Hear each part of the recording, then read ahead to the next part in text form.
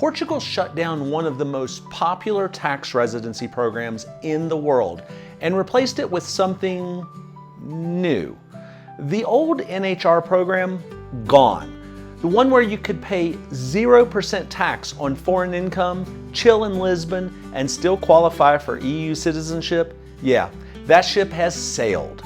Now we've got NHR 2.0, a rebranded, restructured version of Portugal's non-habitual residency regime. It's more selective, more bureaucratic, and more confusing if you're not in a strategic profession or doing biotech in your spare time. So in this video, I'm breaking it all down: how to get residency in Portugal today, what the new tax benefits actually look like, who qualifies, and who's definitely out, and whether this still makes sense as a path to EU citizenship. I'm not just reading headlines, we're going deeper than your average buy real estate and pray advice. So if you're serious about Portugal as a residency or Plan B destination, grab a notebook and let's get into it.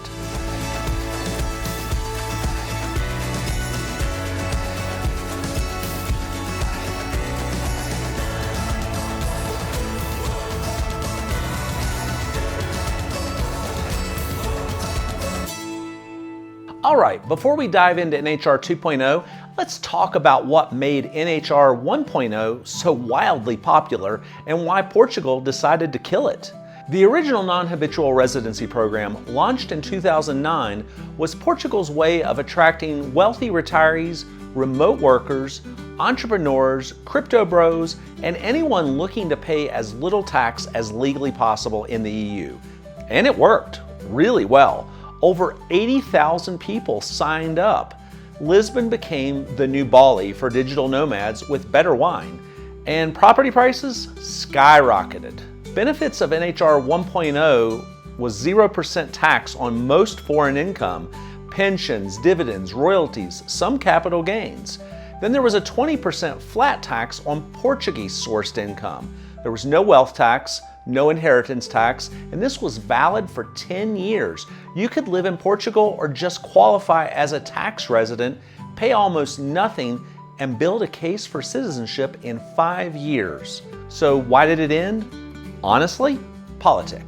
Locals couldn't afford housing, public pressure grew, and the new government said, "We're done giving tax breaks to millionaires buying up our coastal towns." Translation: if you got in before 2024, congrats. You're in the golden circle. If not, welcome to NHR 2.0. Same acronym, different game. All right, so the original NHR program was like Oprah handing out tax breaks. You get 0% on dividends, you get 0% on pensions, but NHR 2.0, it's more like a velvet rope event for strategic professionals only. To be eligible, you must not have been a Portuguese tax resident in the last 5 years. You become a tax resident by either spending 183 or more days per year in Portugal or establishing a habitual residence, like a long-term lease or owned home. Work in or contribute to a strategic sector as defined by the government, and strategic sectors include science and research, especially public and private partnerships. Tech and innovation, think AI, robotics, software development. Higher education like professors or postdocs. Green energy and sustainability startup founders and investors, especially if tied to the Portugal Tech Visa. If you're a biotech engineer, AI researcher, or university professor, congrats, you're in the club. But if you're a generic remote worker, freelance copywriter, or living off dividends in Bali with a VPN, yeah, this door's probably closed. So who's excluded? Well, retirees with foreign pensions only, passive income earners not tied to a strategic field, digital nomads without a contract or startup in the right sector. Basically, if you're not creating jobs or knowledge, Portugal isn't handing you a tax break anymore. This is Portugal's way of saying, we still love expats, just the ones who can code, teach, or build climate solutions. It's more selective, more bureaucratic, but if you qualify, the benefits are still solid. So how to apply for a residency in NHR 2.0? So if you do qualify, either through your work, research, or startup, how do you actually make this happen? Well, the process is straightforward, but it's not instant. Think Portugal pace with paperwork. Step 1, apply for residency from outside Portugal. Apply at the Portuguese consulate, choose your path. A D8 visa, which would be a digital nomad, or startup visa like a D3 tech research visa. A work visa with a Portuguese employer, you would apply at the Portuguese consulate in your home country.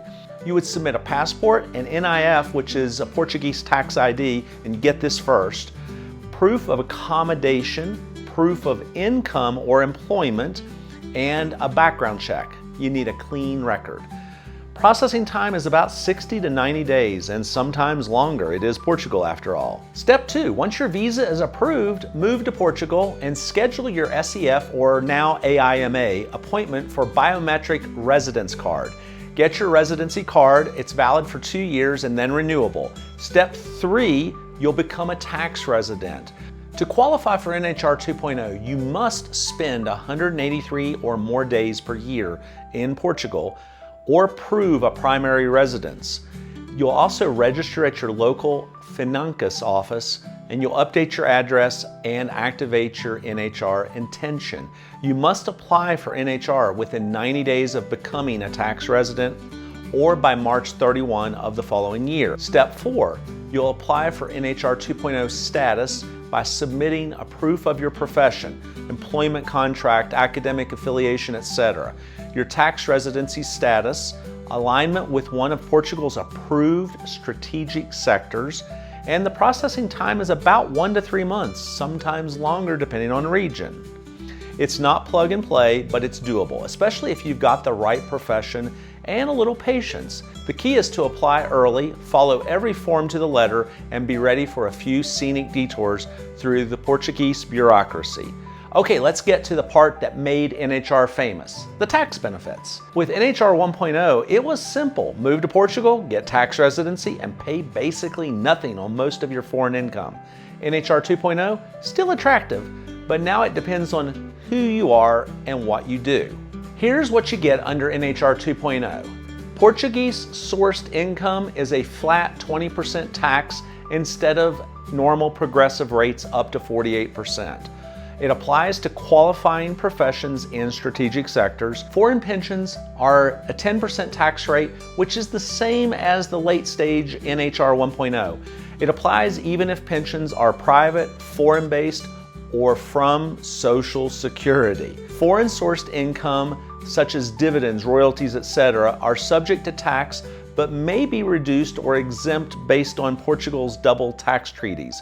If your country doesn't tax that income and Portugal does, you may pay in Portugal. Capital gains, well, things like crypto, held less than 365 days, they're taxed at 28%. Held over a year, exempt. Stocks, real estate, and other gains vary. Some are taxed, some may be reduced with treaty planning. So the days of guaranteed 0% across the board are over. But if you're in a high-income profession or drawing a pension, you could still save a ton compared to the US, Canada, or most of Western Europe. Some bonus benefits. There's no wealth tax. There's no inheritance tax on most direct descendants. It's crypto-friendly compared to other EU countries, and it's still a strong platform for international business or remote work with strategic positioning. Bottom line, NHR 2.0 is no longer a loophole, it's a framework. If you qualify, it's still one of the most tax-friendly ways to live in the EU, just with a few more hoops. All right, let's say you've made the move, locked in your NHR 2.0 status, and you're enjoying that beautiful Portuguese sunshine. Now you're thinking long-term. How do I actually become a Portuguese citizen? Well, good news. Portugal still has one of the fastest and most accessible citizenship paths in Europe. Timeline is 5 years to citizenship. Portugal naturalization requirements: to qualify for Portuguese citizenship through naturalization, you need 5 years of legal residency, and that can include NHR visa-based residency. You'll need a clean criminal record. Minor infractions are usually fine. Serious offenses are not. Basic integration, like having a Portuguese address, bank account, and some presence in the country. An A2 level Portuguese language exam. Don't worry, it's very doable. It's just A2. Proof you've been a tax resident or at least registered with the tax authority, And yes, you still need to pass a basic language test, but you don't need to become fluent. A2 is survival level stuff, ordering coffee, renting an apartment, and saying, yes, I do have all 14 documents you asked for. You don't need to renounce your current citizenship. Portugal allows dual citizenship, so you can keep your US, Canadian, UK, or other passport. No need to give anything up to get a Portuguese passport in return.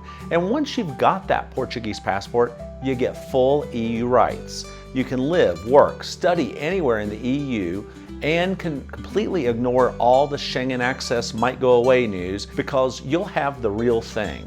So after all that, the big question, is Portugal's NHR 2.0 still worth it? Well, the short answer, it depends on who you are and what you're doing. Let's break it down. Who should still consider NHR 2.0? Well, the best fit for NHR 2.0 is professionals in tech, engineering, biotech, AI, research, or green energy. Entrepreneurs or startup founders approved under the tech visa, professors or postdocs in higher education, individuals drawing a foreign pension willing to pay 10% tax, those seeking EU citizenship in 5 years with light integration requirements. If that's you, NHR 2.0 might still be one of the most efficient EU-backed platforms to live smart and go global. In short, NHR 1.0 was a loophole. NHR 2.0 is a strategy. You'll need to do more, prove more, and think long-term. But Portugal still offers some of the best tax perks in the EU if you qualify.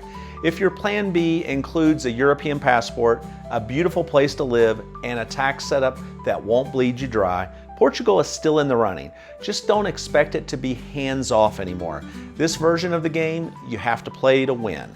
So there you have it. Portugal's NHR 2.0 isn't dead, but it's definitely grown up. If you're in the right profession, have a solid plan, and you're thinking big picture, this program still offers EU access, lower taxes, and a 5-year path to citizenship.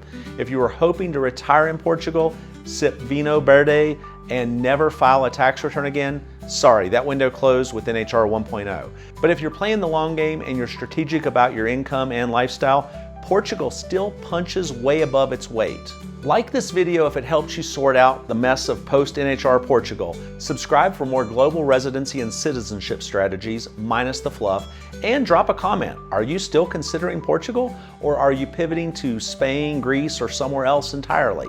I'm Matt Griffith, and this is Places to Go, where the maps are digital, and the plans are global, and the paperwork, well, we're learning to love it. Catch you in the next video.